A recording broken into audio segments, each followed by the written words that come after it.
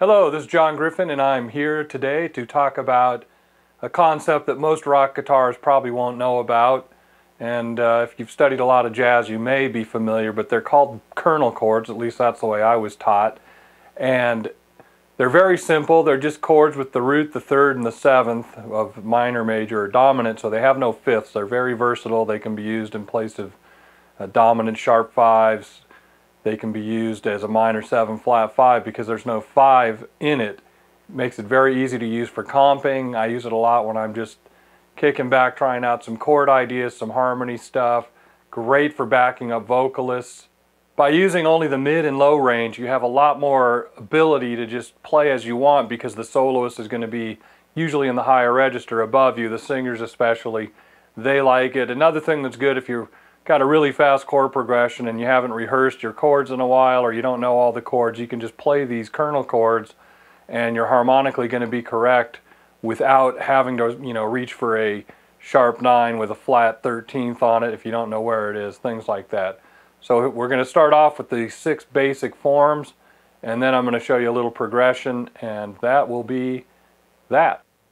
We'll start with the very basics.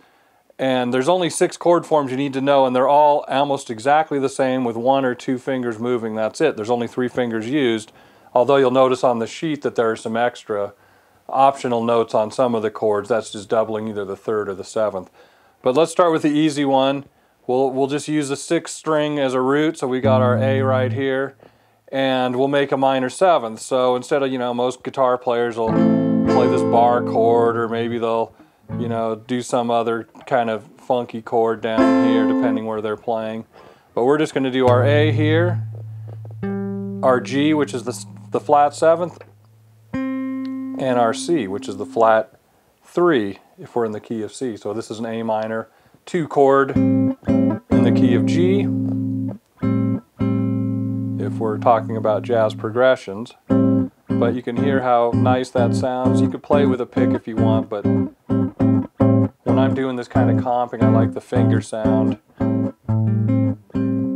Alright, so to make it a 7th, it's pretty obvious. We'll just raise up the 3rd to make it a C sharp, so it's now the natural 3rd. So we've got a 1, the flat 7, and the 3. So we've got a dominant 7th chord. So 1.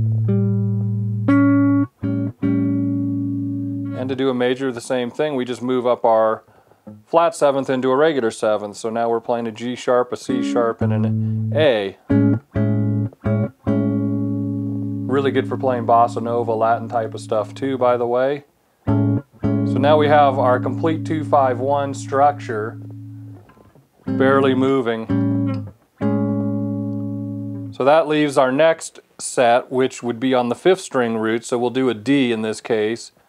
So to do a D minor 7th, we've got our D, we've got our F, and we have our C, which is the 7th. Flat 7th, I should say. Let's correct that. So there's your D minor. So since we know that we've got our minor here, all we have to do is convert our 3rd into a regular 3rd instead of a flat 3rd. So we move our F to an F sharp. So we've got our D, F sharp, and C. So now we've got our dominant 7th. And now, to make that a major 7th, we have to just move up here to a C sharp.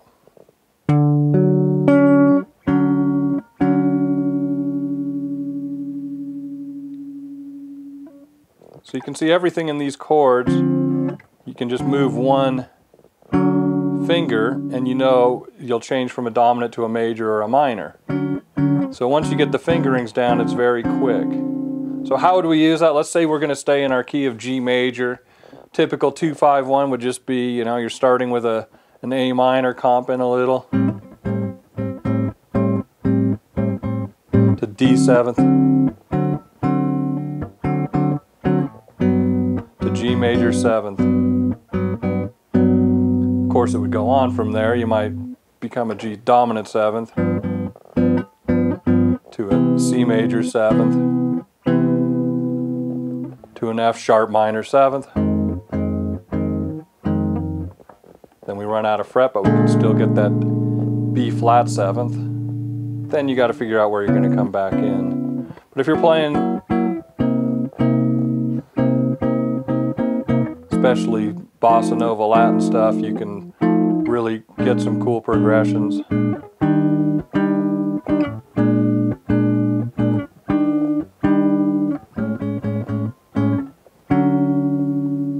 So that's about all for this lesson. So that's about it for this lesson. I hope you enjoy it. I hope you get some good information out of it, something to practice. Do that for a week or so and you'll just have these down. On the instruction sheet that there's a link to under this video or on the website, you will be able to get a PDF that also has some exercises and the optional notes that's on there. Those are optional, of course, and some other suggestions for how to play these. You can also get on this PDF the diatonic scale that you can practice this both forward and backward. That'll help you learn some stuff. But the best thing to do is just find some material and play with it. You know, get a fake book, get a bossa nova progression sheet or a jazz progression sheet, and just figure out how to play along with them at slow speed, high speed.